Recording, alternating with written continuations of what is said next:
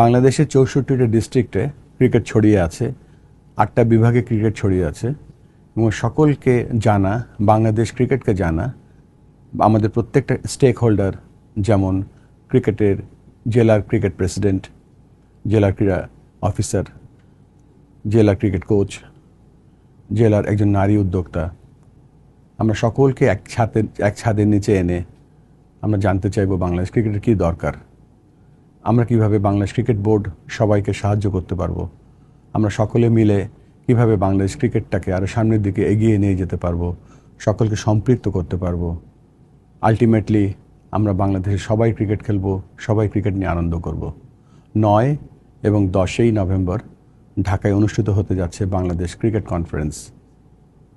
আমরা আশা করব এই কনফারেন্সটা সফলভাবে সম্পন্ন করব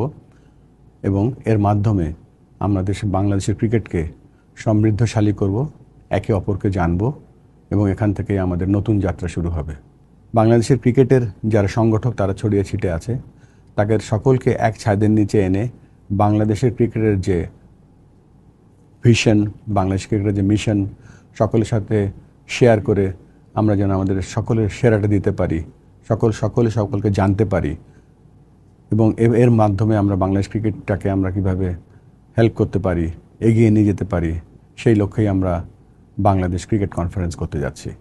বাংলাদেশের ক্রিকেটের যে অবজেক্টিভ, বাংলাদেশ ক্রিকেটের যে ভিশন, সেটা জানতে চাইলে আমাদের প্রথমে জানতে হবে আমাদের জেলায় উপজেলায় কী ক্রিকেট হচ্ছে এবং এই জেলা উপজেলার কথা শোনার জন্য এবং আমরা বাংলাদেশ ক্রিকেট বোর্ড ঢাকা থেকে আমরা কতটুকু ক্রিকেটের সাহায্য করতে পারছি এবং এই মুহূর্তে কী স্ট্রেংথ আছে আমাদের উপজেলা এবং জেলাগুলোতে,